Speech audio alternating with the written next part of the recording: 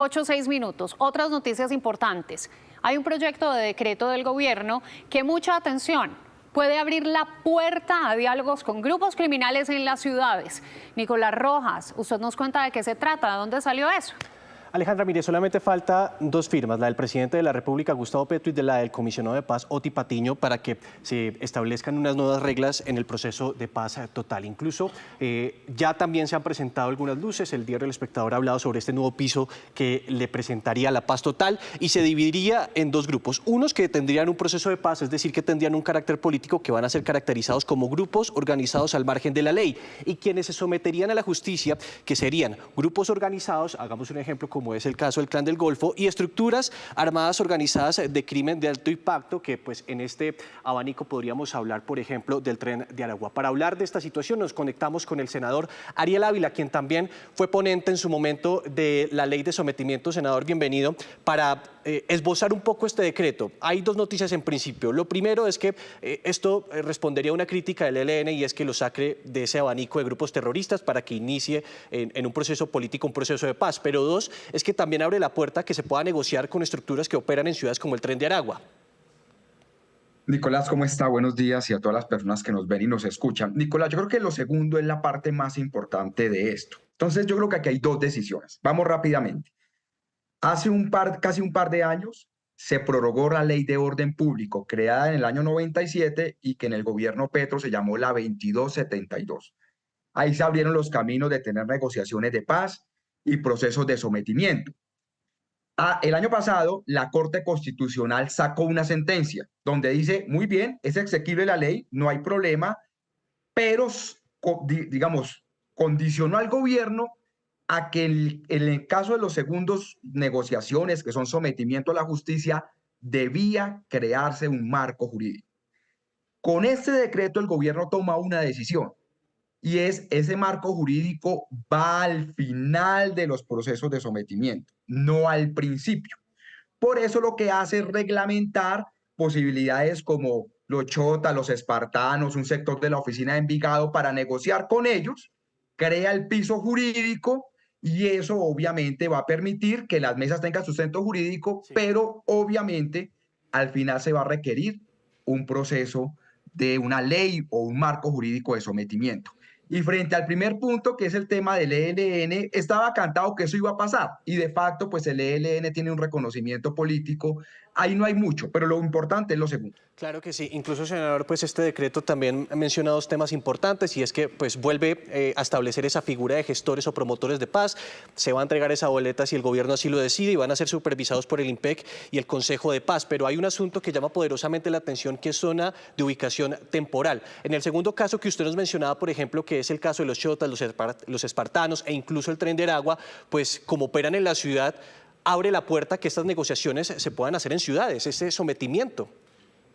A ver, esa es una parte muy interesante del decreto. Entonces, en la ley 2272, la que se prorrogó hace 2 años, se estableció la posibilidad de crear, el nombre exacto es zonas de ubicación temporal, la misma figura que se utilizó en su momento con las extintas FARC. Y se dijo, no pueden estar en zonas urbanas, en zonas de cultivo de uso ilícito y en zonas de minería. Entonces, la pregunta es, si se va a negociar con chotas, espartanos, un sector de la oficina, esos son zonas urbanas, en el caso de Medellín, ¿qué se va a hacer ahí? Ahí lo que seguramente tendrá que hacer el gobierno es que esa zona de ubicación tendrá que estar, por ejemplo, en una guarnición militar, en un comando de policía, o estar a las afueras de una ciudad.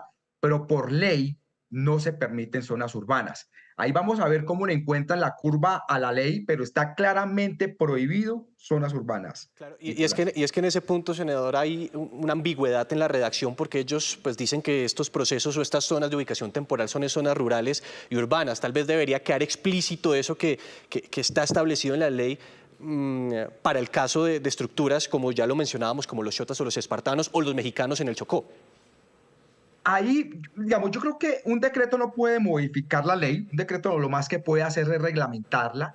En ese caso, seguramente el gobierno, si avanzan las negociaciones con chotas, espartanos o con un sector de la oficina, o lo que vaya a pasar, por ejemplo, en Quibdó, pues tendrá que sacar una reglamentación adicional.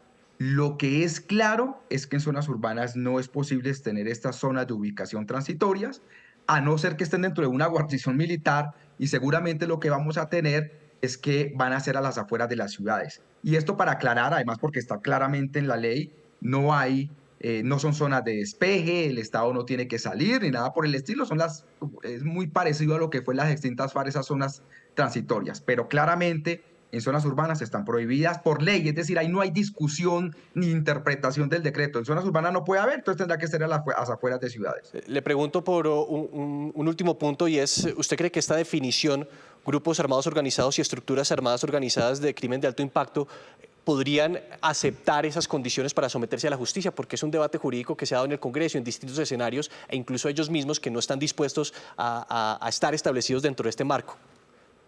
Yo creo, Nicolás, que el objeto de este decreto es poner puntos claros y mandar mensajes por parte del gobierno. Seguramente este decreto tendrá la aceptabilidad para chotas, espartanos, los mexicanos, los conquistadores de la sierra, pero tal cual está este modelo, y si el marco jurídico va al final del sometimiento, yo creo que grupos grandes como el Clan del Golfo y demás difícilmente van a entrar a este proceso. Yo creo que, pero llevamos un año, casi un año y medio, con una situación de indeterminación impresionante, donde el gobierno no tomaba una decisión. Aquí yo creo que toma una decisión, los grupos más pequeños, más acorralados, seguramente se podrán someter, pero yo viendo este decreto y sin marco jurídico todavía veo que grupos grandes va a ser muy difícil que se someta. Esa es como la realidad que estoy apreciando en este momento. Pero en suma, senador, y en resumidas cuentas, pues este decreto abre la puerta para que el gobierno pueda negociar o establecer diálogos con estructuras criminales que operan en ciudades.